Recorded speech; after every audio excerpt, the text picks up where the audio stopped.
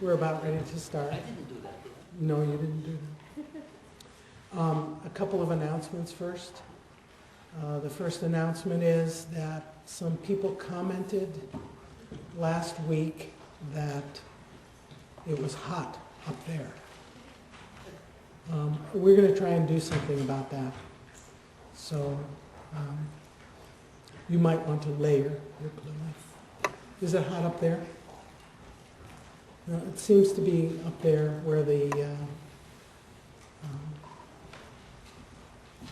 equipment is. We would like to remind you, please, not to bring any food or drinks into the auditorium. Yes, you, I see you, you're laughing. It's easy to forget. They really, isn't that bureaucracy when the bureaucrats make people who don't like being bureaucrats enforce their rules? So I think we're learning some things about that. Someone was supposed to wave their hands. Wave, thank you. I did not give out the tickets for next Tuesday's lecture to my sections. So at the end of the lecture today, I'm going to walk over there, and if you'll come down, I'll give you a ticket. Do you have any questions or announcements? You need a ticket to get into the lecture next week. Person theater. In-person theater. How many people know where person theater is? How many people don't know where person theater is? You have an assignment for this week. Although this is not a geography class, it's right over there somewhere. It's the big building, right by the information booth. Okay? Have someone take you. Okay. Members of the community come and see me for tickets. Yes, if there are any members of the community who would like to come to the lecture next week, please see Barbara at the door. Okay, without further ado, I'm going to have Ilka introduce our speaker. We are most pleased to have Paul Schwartzberg with us. If you'll notice on your program, his name is spelled wrong. I get points on. Okay. No, those are Paul. Oh, okay. Just leave them there. Okay. Hello. We are very honored to have Paul Schwartzberg come and talk to us today. Paul was born in Vienna and lived there as a small boy. His family fled to Belgium after the annexation of Austria to Germany, and his parents lived in Belgium as refugees. His mother worked as a housekeeper for a Belgian non-Jewish family, while his father studied English for their hopeful emigration to the United States. And Paul attended school there. Imagine having to switch from Austrian German to French as a little boy. In 1943, the Jewish underground was able to send Paul to a boys' school near the border of Luxembourg. And that is how he survived, and that will be the story that you will hear today. After the war, in 1948, Paul and his mother immigrated to the United States. His father was deported and did not survive. Paul attended UC Berkeley and received his BA in French in 1958 and became a teaching assistant at UC Berkeley and College of Marin for 2 years, and then 3 years later he received the MA in French from UC Berkeley, to which he stayed connected for 26 years teaching French in UC Extension. He just stopped a few years ago in 2002. In 57 and 58, Paul taught French at Mary Hardin Baylor University, and from 1960 to 1989, he was a French, German, and Latin teacher at Tamalpais High School in Marin County. And from 1962 to 69, chairman of the foreign language department at Tamalpais High School in Marin County. So please join me in welcoming Paul Schwartzberg to the Sonoma State Holocaust Lecture Series.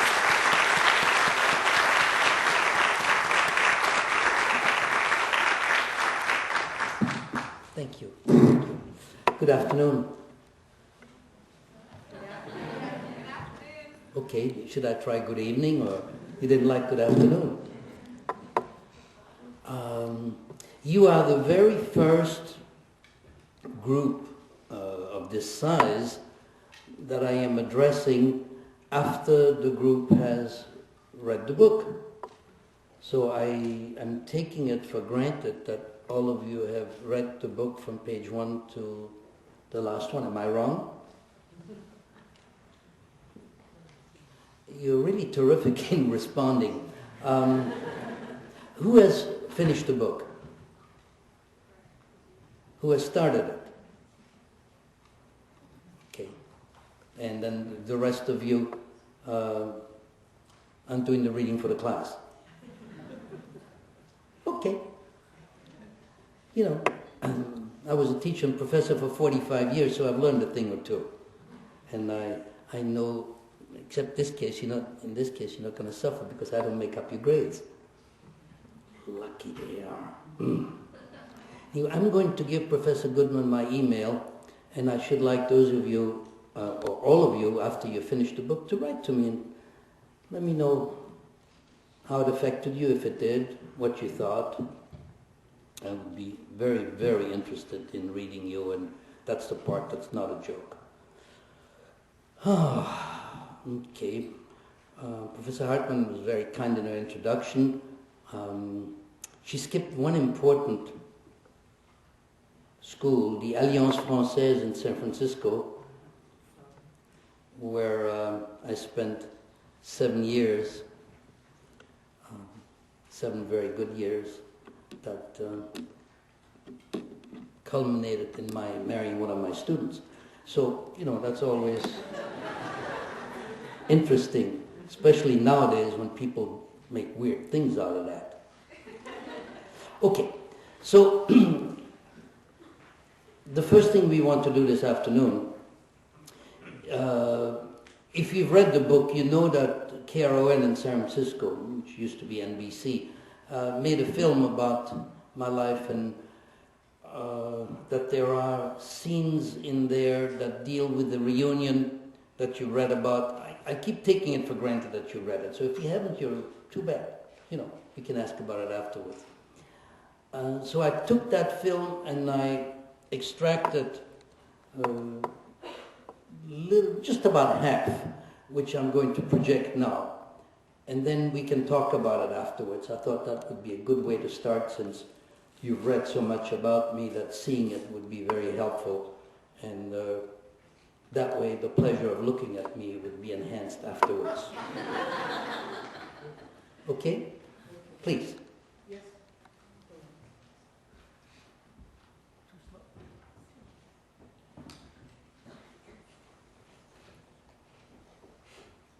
Looks great. That's not an order, by the way. Miami Vice will not be seen tonight, so we are going to the following minister for a special presentation.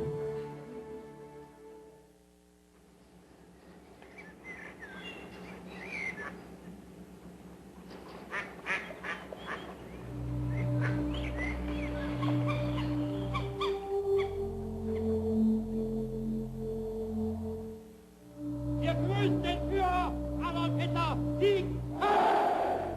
Sieg! Many of my fellow children, many did not escape and were brutally put to death or tortured. It is beyond imagination.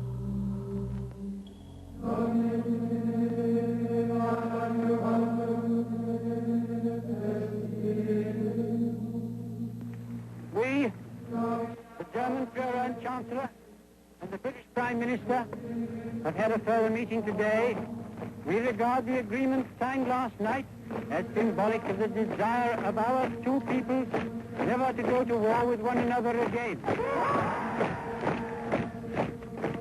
I know that it happened. I know that I was involved in it. I know that I had to go into hiding to escape.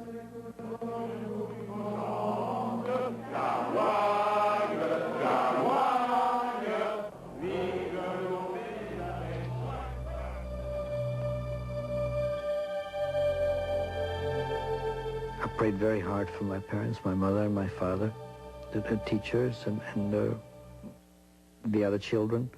I prayed that none of us would have to die or be hurt before it was over.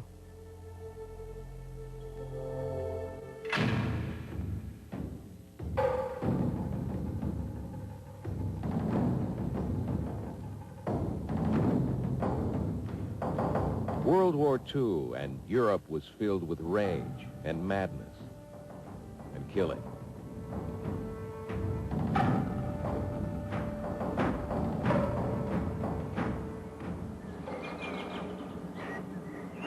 But in the Ardennes forest of Belgium, there was a place of refuge. Tucked away in the small village of Gemoigne was the children's home of Queen Elizabeth. Here, sanctuary was offered to 83 Jewish boys. Sanctuary from the persecution of Adolf Hitler's Nazi Germany and the evil of the final solution.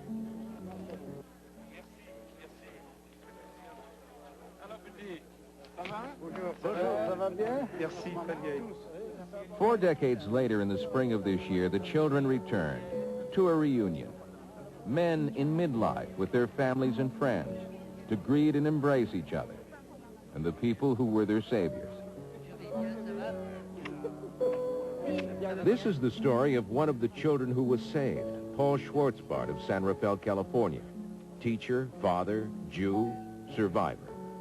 All that he is was shaped by what happened 50 years ago to a frightened little boy when hell opened up and claimed him.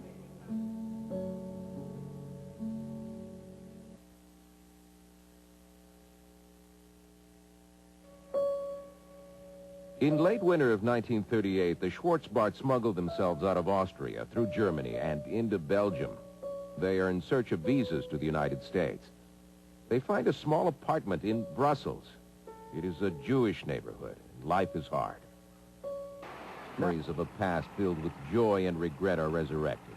The family home in the corner apartment building. Paul, now 55, has not entered this place since his childhood days. The little apartment that we rented in 39, it was a walk-up on the 3rd floor. I feel like an intruder, you know. Okay, here's the 3rd floor. This was it. Looks unoccupied. This was our kitchen. This was our bedroom. It looks unoccupied.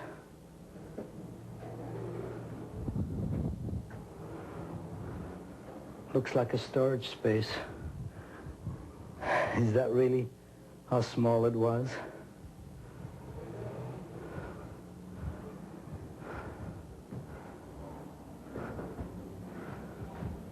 This door either did not exist, don't remember. If it did exist, it was not one that opened, because this is all there was.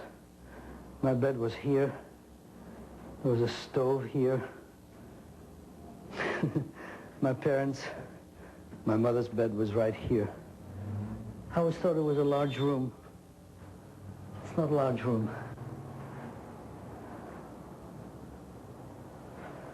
This was our little kitchen. My God, it's small. Stove stood right here. There was, of course, no sink, no water connection. We had to get in the toilet to get the water. There was a large table there.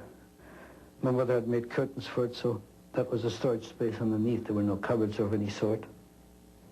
And that's all. That was the kitchen. Good times up here. Yeah. Wonderful family times up here. I never knew it was small or that we were poor or anything like that. Never really felt that. Good times. A lot of love.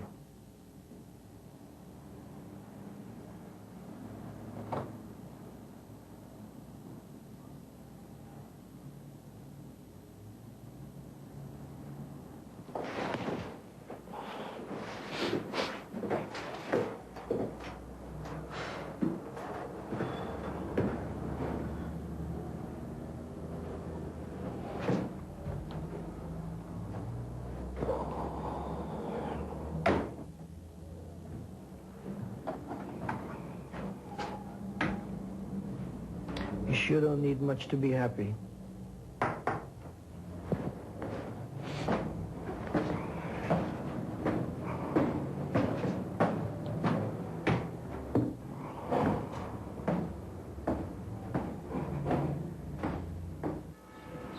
In the same September month of the Nazi blitzkrieg into Poland, Paul Schwartzberg begins the first grade. He is 6 years old. This is the school where I met Joseph Campé, a wonderful man, my first year teacher, who really taught me French. And then when the Germans said that Jews could no longer go to school, he retired. He would not, if he couldn't teach everyone, he wouldn't teach. Every morning on his way to school, he would drop off a pack of sandwiches for me at the house, so I would eat lunch, or so I would eat. And he did that every day. Just a stranger, my teacher.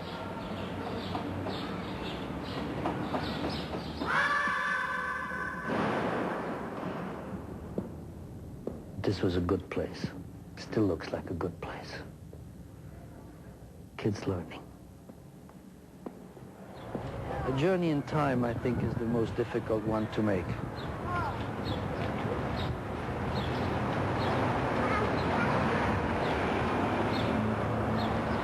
It's also the most meaningful one.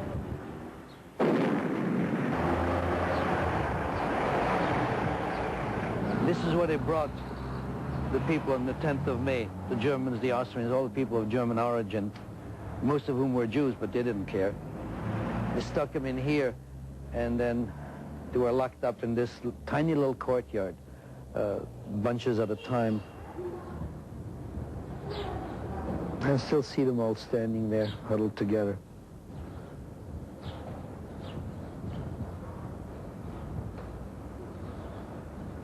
Everybody trying to be optimistic and wishing their wives or whomever, well, they'd be all right.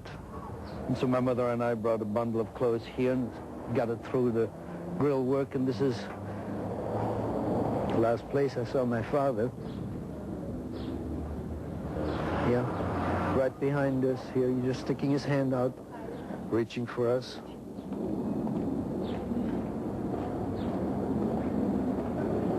It's a dismal place. It was dismal then, it's even worse now.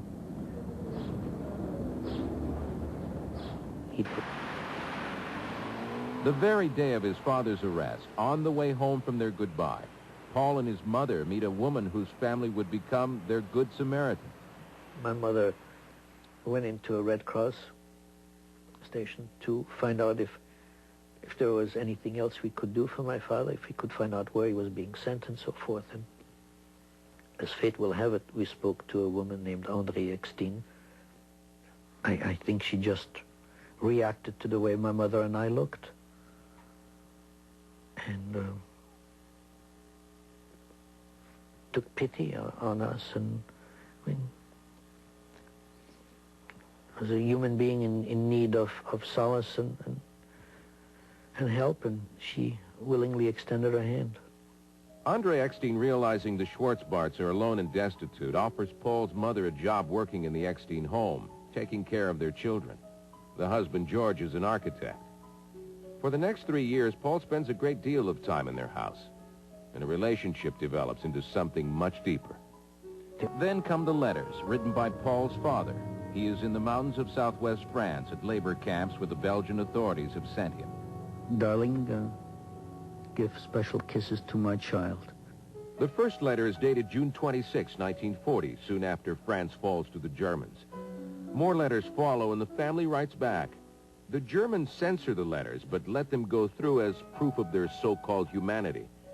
What survives are Friedrich Schwartzbart's expressions of hope and love for his family. This is what he writes Paul. You are my everything, my sunshine, as well as your mother's and the whole family's.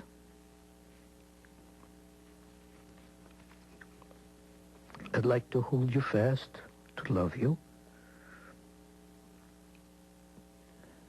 tell jokes with you, but also, unfortunately, that is not possible, because I'm here. But your picture I carry in my heart, and my thoughts are ever with you. And there are words of love from husband to wife, words of love between a man and a woman. It's a poem you wrote my mother on the occasion of their 10th wedding anniversary, October 25th, 1941. Around me, woods and meadows, and lush green mountains blooming in the sunlight. Everything so peaceful, and in God's wonder. And yet, much, much more beautiful than all of this are you. I should so much like to love you, kiss your eyes, your hands, your mouth so red, and find it so bitter to have to miss being near you. By the summer of 1942, the Nazis are after every Jew in Belgium. At first, a deportation quota of 10,000 is established. Jews are told they are needed for work in the East. But then come the street arrests and roundups. Sent to transit camps, the Jews are often beaten and tortured. Finally, the train ride to Auschwitz. The first group of Jews leaves on September 2nd. Within a month, all 10,000 are deported. For 2 years, Paul's father suffers in the labor camps of France, where 3,000 prisoners died from brutality, starvation, and disease. Stopping short of extermination, the cruelty of the collaborating Vichy government comes close to that of the Nazis. In August of 1942, even that fragile distinction ends. At Germany's demand, the French hand over the remaining prisoners for deportation to the death camps in the East. August 24th, 1942. Dearest city, dearest Paulinka, I find myself going through the train station in Lyon and take the opportunity to send you my warmest greetings and kisses and utmost love. At the first possibility, I shall immediately write again. Stay in good health. God will help. With all my love, your Papa Fritz. Paul's father never writes again. His 99th letter is his last. There are no letters from his next destination, Gross Rosen, or the one after that, Buchenwald.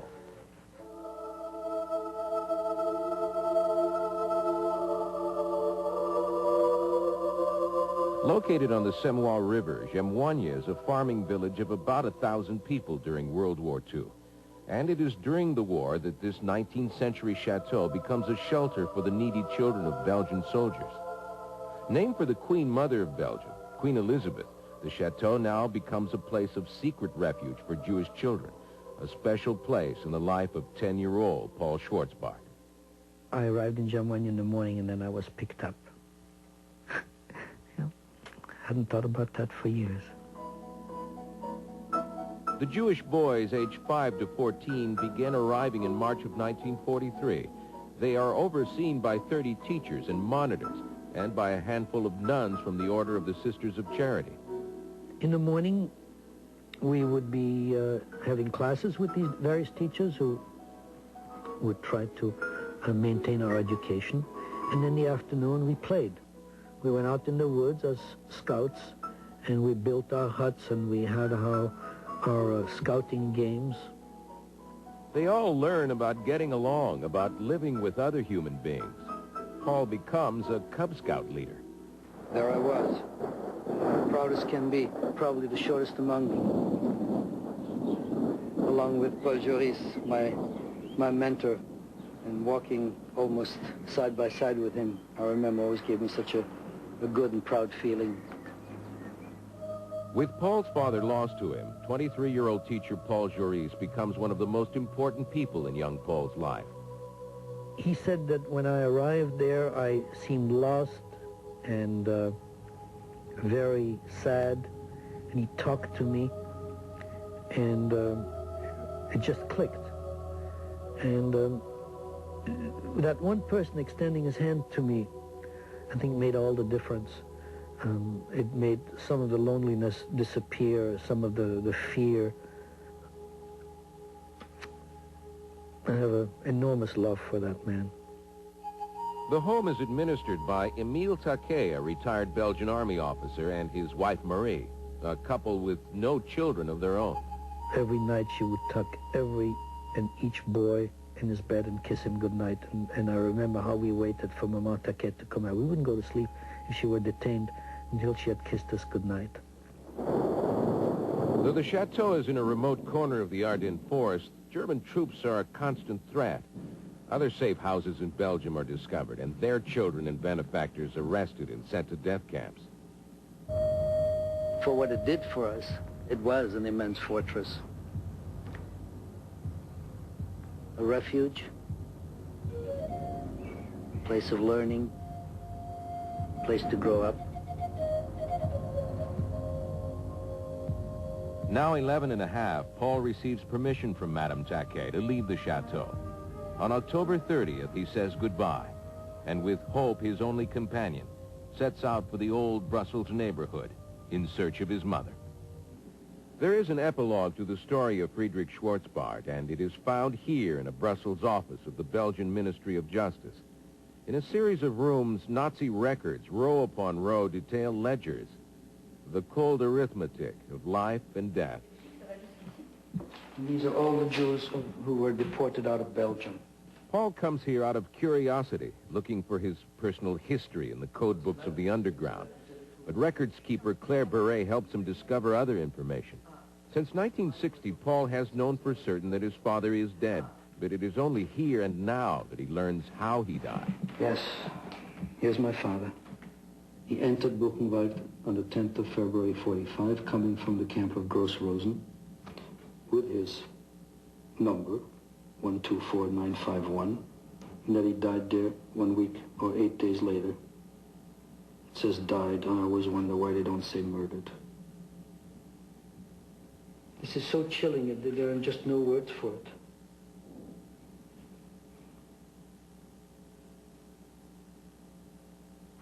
I know all these things exist, but to see your own father's life. Little slips of paper from German registers, you know. Has all the information. It's incredible.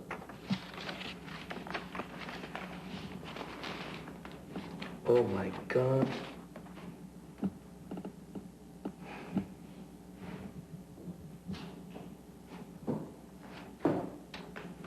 That's how I remember him.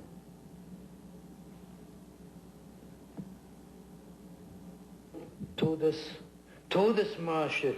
Dear Lord, he was part of the death march. Perhaps it says that both his feet were frozen, and perhaps sepsis means that he developed blood poisoning or something. The cold arithmetic of life and death. Friedrich Schwartzberg, tattoo number 124951, died of blood poisoning at 5:30 on a Sunday morning. It was February the 18th, 1945, less than 2 months before the camp's liberation.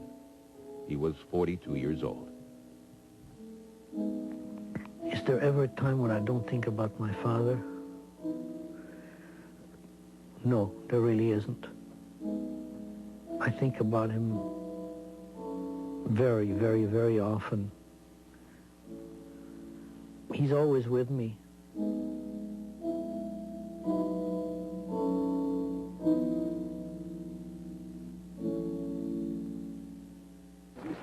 You know, this was a big battlefield. More than 4 decades later, the chateau is alive with familiar voices again. Oh, God. Paul and the others have returned to remember.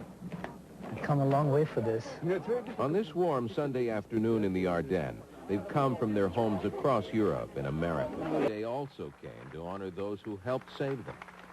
They are called righteous Gentiles, non-Jews, who saved Jews during the war.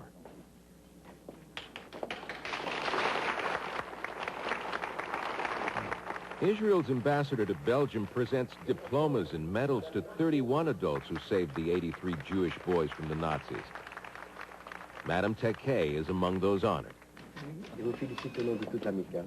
Et moi, je vous embrasse.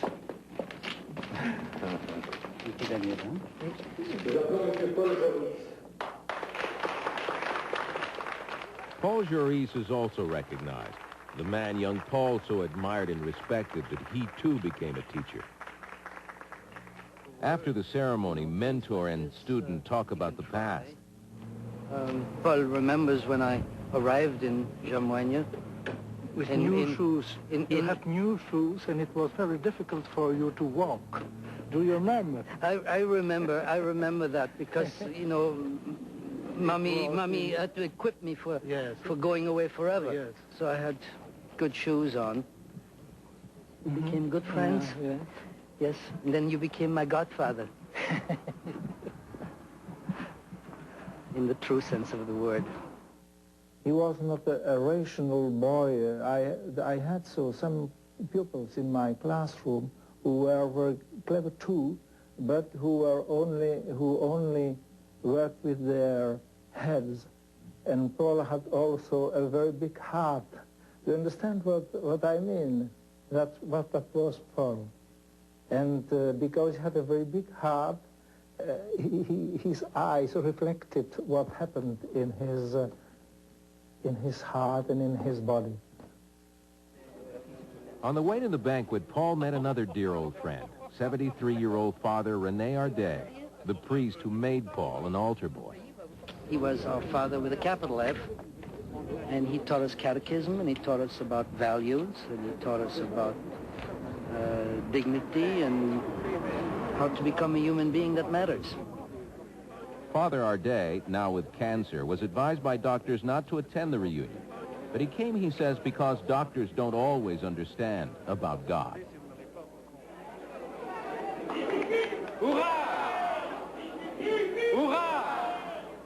At the final event of the day, 250 people gather for an afternoon of informal celebration. Here in the church banquet hall, they'll share food and drink and complete their renewal with the past. They sing to remember the love of the grown-ups who saved them and the comradeship of the other boys. They sing to declare their own survival. They sing to forget what they can never reclaim, the dreams that were shattered on the night of the broken glass. They sing to celebrate one small, undeniable, and particular triumph of good over evil, a conspiracy of love between men, women, and children with two faiths, but one God.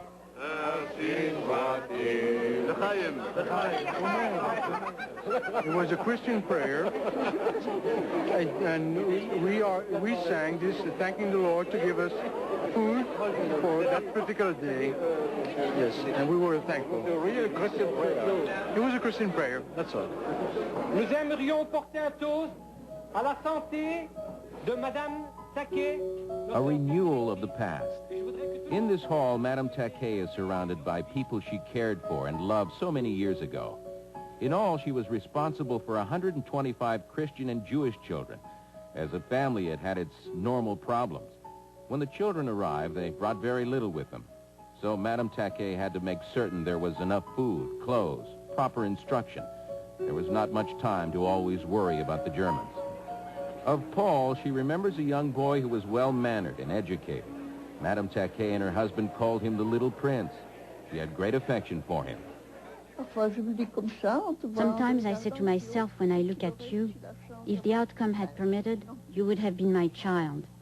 You had nothing to worry about. Nothing would have happened to you. A renewal of the past.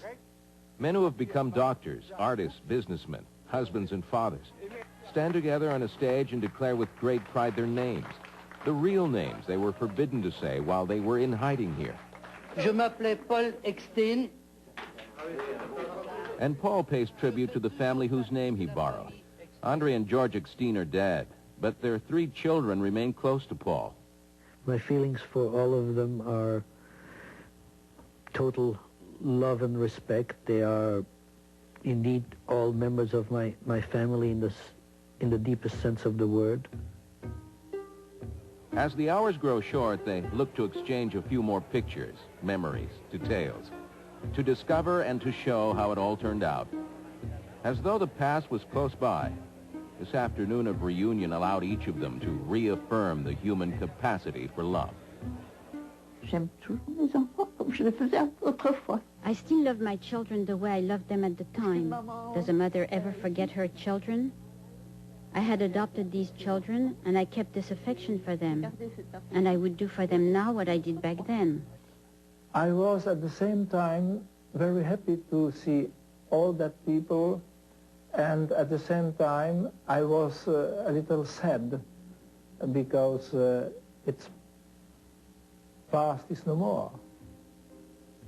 Past is no more. Little by little, it became more and more emotional, and after a little while it was almost overwhelming. Because all the memories of those days and seeing, I kept seeing all of us as kids again. All for one and one for all. So for one day, they've been together again, and now that day is coming to a close. They tell each other, we must meet again. And on this one day, they have celebrated together what they have celebrated apart for the past 4 decades, their own survival. They have returned to the place and the people where that survival was secured. They have shown what they have made of that gift they were given here, a journey begun in fear and completed in triumph. It's wonderful to be alive. It's wonderful to be alive.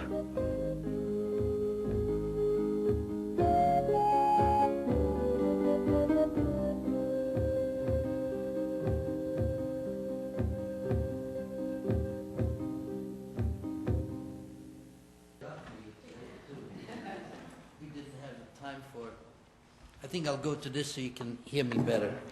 Okay. Yeah, you know, it's terribly emotional. You can't imagine how many times I've seen the film. And originally, it came out in 1988. So I am 17 years younger in there. And, huh? No. But you notice that one of the major differences, instead of losing my hair, I gained it. And my darling wife is taking my picture. She likes to document everything, you know, which is really great. Now, what did I want to say about the film? The film is what actually started this avalanche of speaking. You know, because prior to the film, I hadn't shared the story with anyone except my immediate family, our sons, and of course my wife. You know, a few words here, a few words there. I had taken them back to see the chateau and things of that nature. But after the film, people started to ask me questions. My fellow teachers, you know, the faculty invited me to address the faculty for the very first time. And as someone reminded me the other day, I haven't shut up since. it's a responsibility that I feel weighing very heavily on my shoulders, the responsibility of bearing witness. Because some younger students asked me a long time ago, why did you survive and other people didn't? And I said, I cannot think of a single reason, but that's why I bear witness. So, as I said a little bit earlier, since most of you have read the book and know many, many, many of the intricate details, I can try to speak a little bit more about some of the things that were illustrated in the film, like going back to the place where they took my father before deporting him and where I saw him for the last time. That, you know, I called it dismal in the film, and you will agree that's a pretty dismal little courtyard, isn't it? It's more dismal now because I didn't go back, but I had a niece from Madame Eckstein, who lives near Brussels, go back and take a picture, and it's in the book. So you've seen it. Right at the beginning, you see only a car sticking out. They've taken away the grill work, and it serves as a parking place for somebody, that courtyard. You know, it just makes your blood run cold to think that a place that started the misery and the death and the end of so many families, there is a parking place. Maybe that's called recycling. I don't know. You know, I've gone to some of the places where the trains picked up the people to take them to their death, and there are luxury apartments on that spot. You know, I should think that the people who rent those or have bought them don't know about the past, but they should. And the fact that developers built on that ground is something that, again, I cannot understand. You know, and then we go to the convent at Auschwitz, and we go to all these things. It hasn't stopped. So, the apartment, you know, this wonderful little apartment where we were so happy, and which I talk about quite a bit in the book, you noticed how really small it was. Unbelievable almost for Americans. And I had gone back to the house, a number of times. I would walk up to the front door, and I would not look for our name on the bell. But I would look up at the windows, and then I'd turn around and walk away. And this time, because I was there with the KRON crew, Ken, who was the cinematographer, as I started to turn, he said, "What are you doing? Go in." And I said, "Are you crazy?" And he said, "No, that's how you make films. You walk through the door and you walk up the stairs, and let's see what happens." And so that's exactly what I did. You saw me walk, you know, it's not rehearsed, walk up the stairs, and the place was really not inhabited. And that's how I was able to walk in. And you notice that in the kitchen there are copper conduits for the water. Didn't exist before. And when we came down, there was a gentleman who was obviously a Turk. He looked like a Turk, and he talked French like a Turk. And he said, I explained to him what had happened, going to happen. And the only thing he said, "Did you see the water connection? I did that."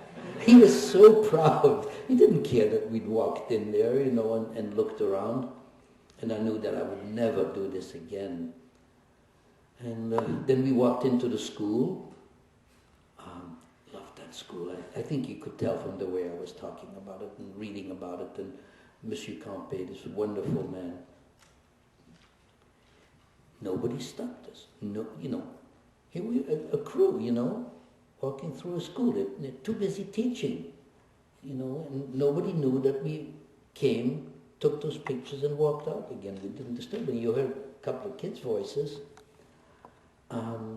That's where it all started for me. That's where my love for learning really developed, and hasn't stopped to this day. And friends who saw the film in 1988 have said to me, "Paul, you had to become a teacher. There was just nothing else you could have done, although I wanted to be a physician. But you had to become a teacher. You had all these wonderful examples. You were just surrounded by teachers who did exactly what they taught. And I had not thought of that before, but they were, of course, absolutely right. And being a teacher is one of the most wonderful and rewarding professions. My darling wife is also a retired teacher. She taught at the UNR, University of Nevada at Reno. And between us we have 80 years of teaching, pre-retirement. She taught for 35 and I for 45. Now that's worth a lot. Don't you agree?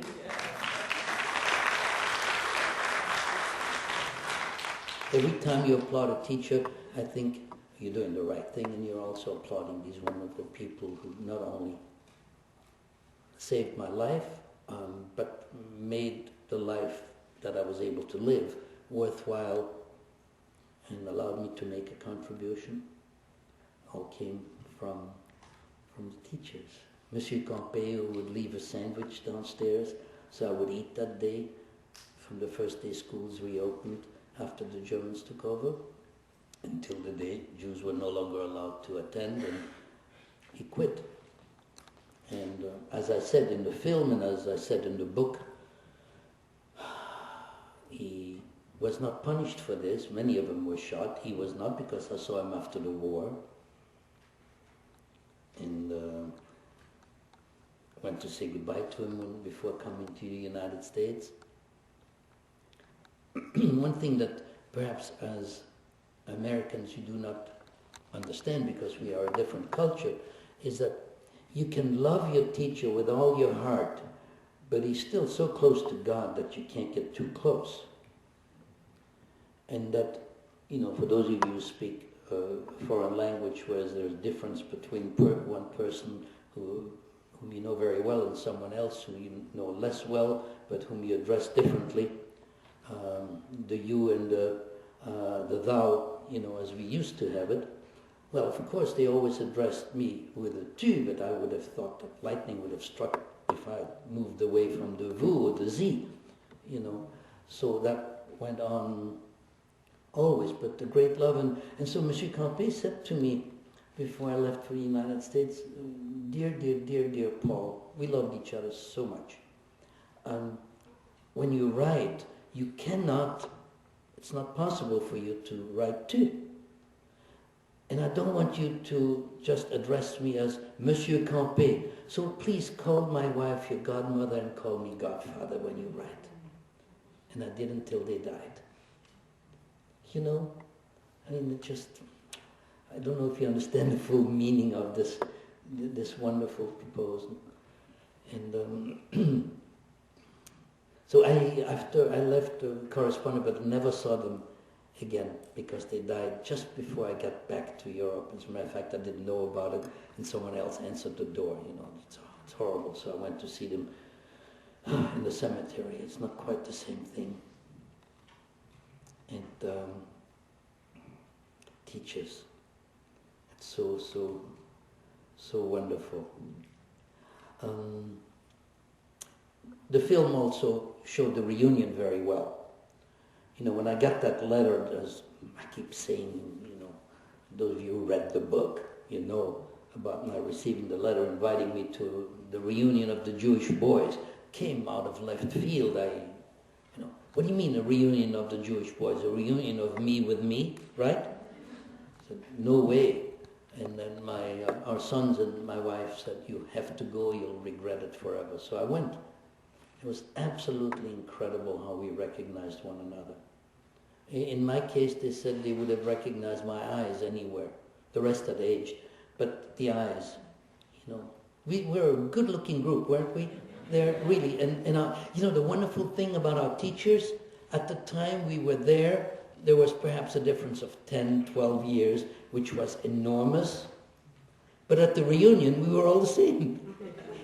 At the reunion, that barrier that age difference had literally disappeared. They looked a little older. The sad thing, the priest, Father Hardy, he died right after that reunion, and so did Madame Taquet. And you probably couldn't tell from the film, but she was literally blind. And but she said she could still see all her children with her hands, which she did. You know, she was a wonderful lady, absolutely wonderful lady. And my godfather, she became my godmother, as you know from reading the book. And my godfather, Paul Joris, died about 2 years ago.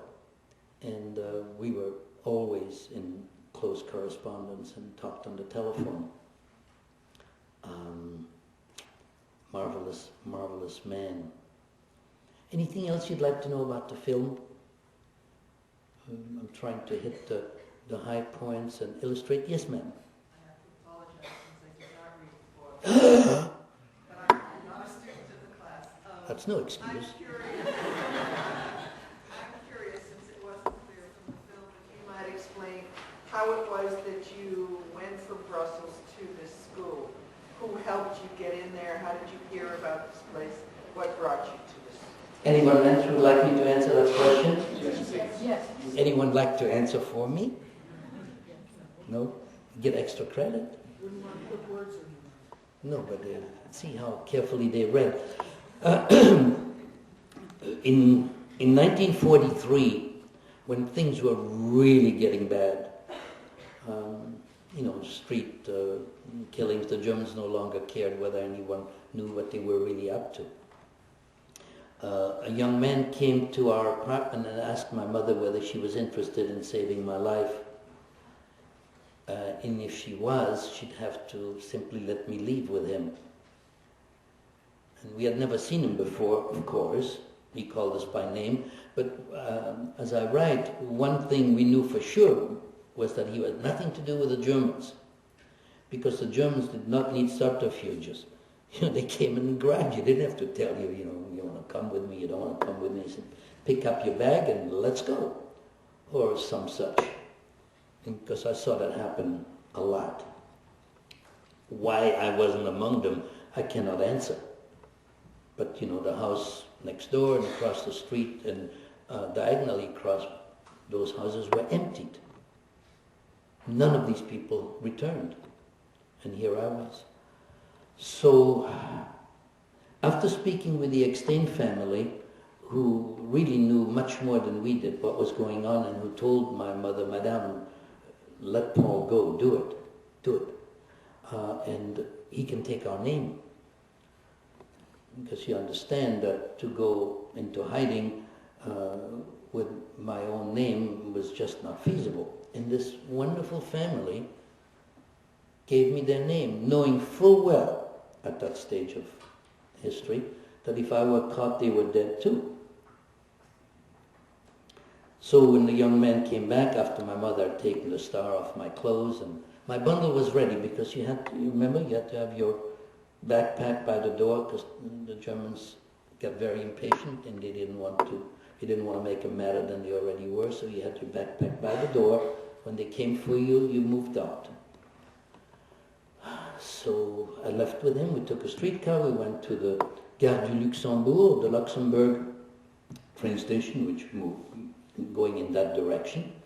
And he took me to the train, and he said, when you see, you'll probably ride all night, and in the morning when you see the word Jamoigne, which you heard in the film several times, get off, and somebody will meet you. And he shook my hand, man to man. I was 10 years old.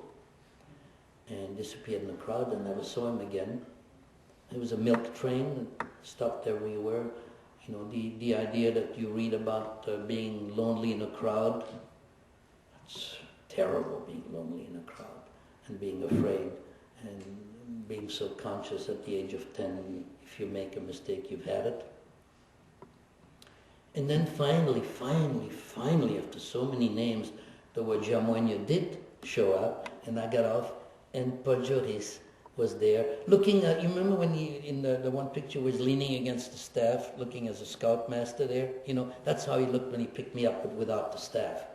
Yes, ma'am. Could you also tell us, again, I apologize for not having My wife has copies. And she'll be glad, and I'll autograph it for you afterwards. What became of my mother? Well, in the film, we came to a segment where I said I asked my godmother whether I could leave the school and see if I can go back to Brussels. Remember? Then I just cut it off, and then we were at the archives. It's good to know the boss, and since the head of the school was my godmother, she said, yes, you may leave. And I left, and I went back to Brussels, and I have absolutely no recollection of the trip from the Ardennes to Brussels, and I see myself leaving, and then I see myself walking the streets. It's really interesting. Someone said, why don't you try hypnosis? Why? Who cares? Huh? The important things were there, the leaving and the arriving. And walking the streets, I ran into my mother. About this distance, coming this way, we started to run, and it was an incredible reunion. We came to the United States together, because I know you have a full question there. And she became ill almost right away, and she had a very miserable existence. We lived together, of course. And then 9 days after I married, she died. So she had the joy of knowing my wife-to-be, but never the joy of her grandchildren. And they, the joy of knowing her. So she was not rounded up. She lived with the Eckstein. No, she lived in that little apartment throughout the war. At night, and at the Ecksteins during the day, working. But at night she went back there. Okay, thank you. Yes? My question is, you said that you never got the opportunity to meet the gentleman that had saved you and sent you to the train station. That's true. Did you ever find out who he was? No. At the reunion, we all talked about these things, and we talked. It was a very, very in group. The young people, the Comité pour la Défense des Juifs, the Committee for the Defense of Jews, was made up of young, teenagers and very young men and women. There were about 20 of them, I think, right? And they knew each other very well, and talking and talking and talking, none of them could come up with who this possibly could have been. The one thing we all agreed on was that, unfortunately, he must have been caught and died because he wasn't there and no one remembered anything about him. He must have been there for a short time. But he was part of the group, because when I went to the archives and looked for the notebooks of the underground, remember, it was mentioned, and I found myself, my code number was 896, I was in there, therefore he was part of that, you see, because they had done it. So, he did a mission, but it's really, he could not have done very many, or the rest would have remembered him or would have known him, you know, and it was one of those things you can only explain by war, which most of us then don't understand, and you even less than we. Thank God for you. You know? Yes. Please. Have you ever seen a swearing-in ceremony other than the one you attended with your mother and grandmother? Because what you said that the judge talked to you and how yes. said the women were in your life, like swearing-in ceremonies I've seen since don't have anything. Huge groups, right? Huge groups. Yeah. You know what this young lady's talking about is when my grandmother, my mother, and I became American citizens, and we went before a judge who asked us all the questions and swore us in. It was very, very intimate. It was very, very serious and very beautiful. And you obviously read the book. Thank you. 1 out of 200 isn't bad. No. Thanks for remembering, because it was so marvelous. You know, neither my mother and I nor I spoke English when we came, of course, and we worked very hard. We had to work to make a living, and of course I went to school. It was not hard for me. It was hard for my mother. She went to night school to really learn to read and write in English. And my grandmother, her mother, who had fled Austria, we didn't know any about this until after the war, and made her way to London, to England, and lived in England during the war, survived the Blitz. And of course, when we were reunited, she spoke English. and we did not. So she spoke German with her daughter, my mother, and I did not remember very much German. But we communicated, believe me, we communicated. Boy, did I learn a lot of Yiddish at that time also from her. We communicated beautifully. So the English was not a problem for her, but for my mother and I it was. And we, of course, as I said, I was in school, you know, I was a junior and then a senior in high school. And so, you know, no big deal. But for the two ladies it was, and so, you know, all the questions the judge asked, I mean, I don't think they missed one. And he was so pleased, and he told me, you know, are you proud of these ladies? Do you realize the treasure that you have here? And, you know, these two new citizens, what an addition to our country and all that. It was just marvelous. We walked out of there, we didn't use any shoe leather, you know, about this high off the ground. And I understand they don't quite do it like that anymore, and it's too bad for our new citizens because it's something you never forget and you carry with. Thank you so much for remembering that big detail. Yes? You say you're like a blessing when you were born to your family, and I was wondering if you could elaborate. Was it because you were the only baby at the time? No, because I am I. Oh, they knew right away. Look, that's a wonderful question, you know. I was the only baby, and I was male. And it was predominantly female? Yes, but no matter how you look at it, you know, boys had 1 foot up. And yeah, I really was a blessing to my family. I mean, that's what they all told me, and that's what started this whole idea, which is with me very, very much, about the importance of family, the blessing of being a family. I am absolutely convinced that, of course, being a good husband is paramount, but that I was placed on earth to be a father. And there's nothing that makes me happier than holding my sons in my arms, our sons. And does that help do it for you? Okay, what? Reminded that your father had 4 sisters. Yes, you know, as you know, but that some of you don't know, my father, handsome man. Really, and you know, when people say, you look like your father, I just, you know, I light up. No one could compliment me more. My father had 4 sisters. And for those you read know that in 1914, at the beginning of the First World War, my grandfather was killed for Austria. And he was an artist. He had his fingers blown off by a grenade or some explosive, and was left to lie in the field for so long that by the time they got to him, he died of gangrene. But you know, only missing some fingers, he need not have died, you know, when you think about it. Anyway, so my father was 12 at the time, and that was the end of his youth, because he had to go to work and help his mother, my grandmother, rear his 4 sisters. So the importance of family was always there. My 4 aunts apparently adored my father.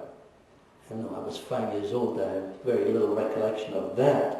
However, the 2 who were not killed during the war told me how much my father meant to them, that Fritz was, you know, literally a surrogate father, brother. And this was instilled in me from day one, you know, because my father and my mother always talked to me. And my mother talked to me about my father constantly. That's why I learned to be a husband, I think. Their love. Yes? Coming to this country as a refugee, can you speak a little bit about how that has framed your attitudes towards the politics in this country, what role you've had in terms of political activism? Wow. Interesting. I went to Berkeley. Does that help a little bit? I learned a lot of things in Berkeley. Well, difficult to frame that because she really came at me with a question I had not anticipated. Very good. I'm not very often left, not exactly speechless, but kind of reeling. America to us was the land of milk and honey. To me, from 1938, 1939 on, through thick and thin. And arriving on these shores in the month of December of 1948, not these shores, New York, after crossing the Atlantic in December, which is, if you have a death wish, do. Well, you don't know what seasickness is till you cross the Atlantic in December on a small boat. And then coming into the harbor and looking at the Statue of Liberty, and walking onto the streets in New York. And for the very first time in your life, hearing a man with a bell in his hands yelling out, "Hanukkah bushes!" That's culture shock. And talking to the people you get to know and finding out that this freedom is real. Everyone welcoming you as though you were almost a lost relative. In some cases that was true. And going to school, I developed this image of myself as an American. I never could understand when fellow students who were born here and were asked, "What are you?" and they'd say, I'm Finnish, I'm French, I'm German, whatever. I couldn't understand that because when I was asked, I said, "I'm an American." You know, I didn't think anybody was interested in my background. What am I now? So that's again another culture shock and vast difference, and it really calls you politics. I don't want to say too much, but I have always been a Democrat. I had a lot of fun in Berkeley, especially with some of my friends who weren't. Still true today. I tease pretty well, don't I, Patrice? I know how to tease, don't I? He said that I was good at teasing. I was teasing Judith, but it's okay. Can I stop there with this? Okay, I'm not avoiding, but I think that's enough. Yes? Going back, you were 15 when you came to the... I was 15. That makes me 71, doesn't it? 72 in 2 months, if you let me. Where did that go? I was just referencing that with your time frame is when you come. Aha! Yeah, coming to a new country at the age of 15 after the war is interesting. You know, because all the other kids in school are normal. You know, and all they talk about is fun. And all you can think about is getting to work after class so you can pay the rent and put food on the table. Yes? Such a scholar in the United States as you were when you were back at home in Belgium? I was fortunate enough, does that interest the rest of you? I was fortunate enough, when I came to San Francisco, my mother and I came on a Saturday morning and I went out. I figured that with my language background, I should try to get work in a hotel. So I went downtown and I went to the St. Francis and I went to the Sir Francis Drake hotels. And at the Sir Francis Drake, the assistant manager took my name and where he could get in touch with me. And I already knew that by then because that was important. Got in touch with him. I started the next day and I worked there for 5 years. What was important about that was that I knew that we would eat, you know, my mother and I. What was important about that was that knowing that I was going to school, that they said that I could have flexible hours, work the weekends, and even though my shift started at 3, the 3 to 11 shift every day, you know, but since I was in school until 3, they said it was okay if I came in at 4, which was very kind. So I would leave school, I would leave work at 11, And if I was lucky, I would be home by midnight. And then I would have to do homework. And I would have to do some sleep, and have to leave in the morning for classes. But the importance of school never diminished. And I was able to do that and work and maintain us, even when, later on when I was drafted, I didn't like that very much, but I had to. And as Dr. Hartman so kindly said, I got my degrees at Cal, and literally without interruption, and so here we are, long way from 15, except the behavior. Yes. In the book, you speak about being at the school thinking you were the only Jewish boy there. Right. Could you talk a little bit about what it was like coming back for that first reunion to discover how many of your classmates were Jewish, and maybe reflect a little on what they might have shared with you? Sure. What made it work, of course, was that secrecy. You understand? Was it you, Evelyn, who mentioned Au revoir les enfants? Before class we talked in the hall. And do you remember the movie Au revoir les enfants? No? Good film. Dealt with Jewish kids in a Catholic school who would get up in the evening and say their prayers and light candles and kept their real names inside their book covers.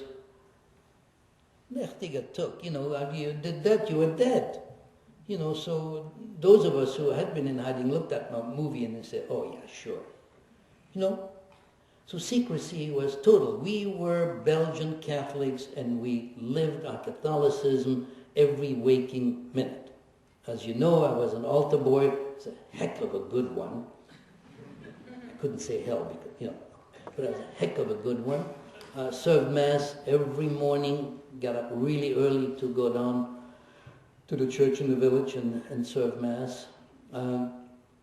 Was given communion literally from the first day, or the second day in the morning, because everybody went to Mass and everybody took communion, and nobody hesitated. And I didn't ask what was being placed in my mouth or what was going on. I had no idea, by the way. Do you understand? This was long before television and all mass communications, and my friends were Jewish. I didn't know what Gentiles did, let alone observant Catholics. I'd never been inside a church or anything like that. Plus the fact that they didn't even speak my language, since they spoke only, who knows? Latin. So I had to learn a new language to boot. Good thing God made me smart, don't you think? No, I mean that's no joke. If he hadn't, I wouldn't be here. Because learning Latin and all the other things. But it was really tough. I remember I was 10 years old and I hadn't had any of that schooling when the priest would say things like, and now I put the body of Christ into your mouth. I mean, and I'm saying this with respect, so don't get mad at me. I said that was hard to swallow. For a 10-year-old kid to say that he's eating God, if you grow up that way and it's been explained to you and you understand it, that's a totally different thing. It was from one day to the next for me. Or remember when I write, you remember everything. Remember when I read about my first confession? Did you enjoy that? The rest of you don't know? Want to hear about it?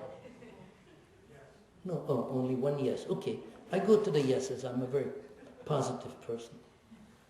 So we're all lined up. All the boys are being lined up. Remember, we were from in the age groups. And I say, where are we going?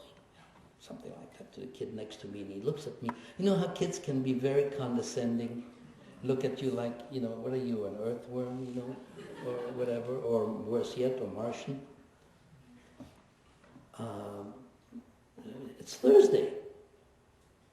Yeah, so, on va la confesse. We're going to confession. Well, I'd read a lot, but I didn't know what the word meant. Remember? No Gentile religious upbringing of any sort. I didn't know what confession meant in that sense. What saved my butt was that they didn't have confessionals. We walked to the end of the hall, and there was the young priest, Father Ardi, sitting on a chair. And the first boy walked up to him, and by the time my turn came, I'd heard quite a few things, and I just repeated. You know, we didn't have a whole lot to confess, you understand? But so I got absolution and penance, and that was it. And literally the next day or the day after that, he made me his altar boy. So I did something right, you know. What led into this? What was the question? I forgot now. Can't age. The experience of discovering... Thank you. Yeah, so, you know, secrecy was great, and sometimes people have said to me, well, what about when you took showers and things like that? Who had showers? You know, you're thinking now and you're thinking here. No, we washed in the sink and so forth like that, and you just managed. And when we went into the river, we didn't take our underpants off. Remember, it was a Catholic school? Very, very modest. It really helped a great deal. Nobody thought twice about the fact that you didn't show everything you had to everybody else. So that really helped. So when I got the letter inviting me to the reunion, I very cleverly said, you know, me with me and what. And they had 2 lists of names in there that were printed. And names I recognized and names I didn't recognize, except one. You know, it said Paul Eckstein here and Paul Schwartzberg there. And there were about 40 of these, and I realized I had not been alone. Now, mind you, all these years I'm in correspondence with my godmother till she died, and my godfather. We never talked about the past. Either they thought I knew or didn't think it was important. It was never mentioned. So I'm saying this to stop the next question, you know, which, since you're clever, was bound to come up.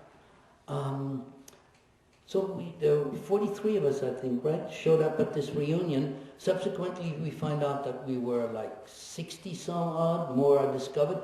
To date, the number stands at 87. Out of 125. Doesn't that rock you? Rolls me.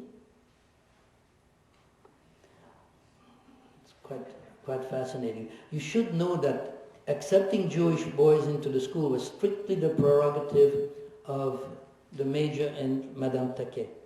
So these 2 saints did that. Yes, I answered you. Yes, please. One can see from the film that a lot of the men became very successful, which is very interesting. But the question I have is, how many of them are practicing Jews? How many of them became Catholics? How many of them are whatever? All the ones I know will return to their Judaism because they never left it, if you will. I was the only one who was baptized because Madame Eckstein wanted to keep me in case I didn't find my family. When I left the school and found my mother and let her know that was the end of that particular dream for her. She never mentioned it until the movie, or I would never have known that she and her husband wanted to have me. Madame Taquet, yes. You know, that Madame Taquet, they called me said the Little Prince, and you can see why. Have you read the book? See, that's my favorite question. I mean, the Little Prince, not mine. It's almost as good. Yes? Oh, closer to the end than the beginning. Closer to the end. And you know, it was interesting because I had to be baptized in secret, and I could still not call Madame Taquet godmother. I had to call her Madame Taquet, because how did I explain to the other 124 little Catholics that I little Catholic, had just been baptized, you know? You understand? So the lie had to continue. There were lots of other things like, you know, hey, how come you never get any mail? Some of these kids got mail. Most of them did. Lots of kids got mail. I don't know about the, you know, the details. There's so much in there. You know, you can talk about this for hours and hours and hours, and I only have 3 hours left. Yes? What was the reason you mentioned before that you and your friends never talked about the past? I mentioned that my friends and I never talked about the past. No, what I said was that my godmother and my godfather, when we wrote and spoke about the present and did not talk about what had been. And since I respected them and still respect them, I always followed their lead. And I never would have brought something up that they didn't. Do you understand? Maybe you ought to say that you weren't in contact with any of the other boys after. No, the boys, I did not meet until '88. And of course, that's all we talk about. We've met about 3 times since then. Something like 3 times. We met once in New York. We had a big reunion. We met in Israel. Oh, we had a wonderful trip in Israel. And then on the campus of the University of Brussels, we had another one. So I'm not in touch with the other 86, but a handful, which is pretty good. Pretty good. I got an email from one of them this morning. Oh, I beg your pardon. Sorry? How soon were you able to talk about what happened to you? As soon as the film came out. Which was? 1988. Until then, nobody wanted to hear it. Until then, I didn't think anyone wanted to hear it, so therefore I respected what I thought was their non-interest. And sometimes what is important to us, we don't think is important to others, and we don't want to burden them with things. But I found out after the film that people were hungry to hear about my experiences. Not the experiences of a stranger, but me as their friend or colleague and so forth, and they just wouldn't let me stop. I've spoken now in those few years in well over 200 venues. And this is, I believe, my 4th or 5th time here at SSU. Thank you again for inviting me. Yes? In the book, you also talk at the end about how important it is to speak out about the events and to hopefully pass on the oral tradition, make sure that the memories stay alive and the information, basically. How many of your fellow classmates that you've kept in touch with from the Catholic school also talk about their experiences? Do you know? A handful. A handful. For many, many people, it's very difficult to talk about the dark days. Some families, it's very difficult within some families. I know younger people whose parents went through it and never talked to them about it and have actually refused to. And I thought that telling my wife and our sons was an obligation. And so I never sat them down and said, now listen to this for the next 5 hours. Yet when the film came out, the film was shot in May, and then KRON worked on the film until November. Editing 35 hours into a little bit under 1 hour. Months and months of work. I mean, my respect for them went through the roof because they sent a crew to Europe with me. They spent almost the rest of the year editing this film and making it and then showing it for 50 some odd minutes on television. I know we took the place of Miami Vice, so these people who were waiting for, what's his name? The guy who didn't wear socks. Don Johnson, they got me instead. What a bonus. But we didn't see the film until it actually aired, do you understand? So our son said, you and Mommy watch it and we'll go to our room and watch it. And so, they knew what was going to happen, so we watched and we cried, of course, and they said they cried too. But David, the younger one, who was very young at the time, said, Papa, now, I knew all the main facts and all the details, but now I understand the chronology. And I thought, what a smart thing, but of course my son. But what a very profoundly smart thing. You look like you're ready to tell me I'm through. No, but they're through. Thank you so much for your attention.